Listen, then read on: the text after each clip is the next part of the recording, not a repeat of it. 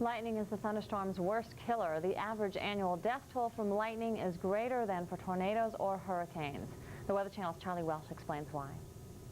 Lightning is very dangerous and frightening, but lightning is simply electricity in the air. This electricity can occur within a cloud, from one cloud to another, or between a cloud and the ground. The amount of energy released by a lightning storm is amazing. The total amount of energy in a major thunderstorm is greater than an atomic bomb. Cloud-to-ground lightning is the simplest type of lightning to study. That's because the light produced by the elements of the flash can be photographed and examined to determine physical properties of the flash, such as speed, temperature, and pressure.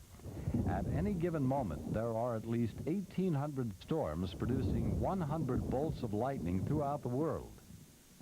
On any given day, there are some 44,000 thunderstorms, producing over 8 million lightning flashes.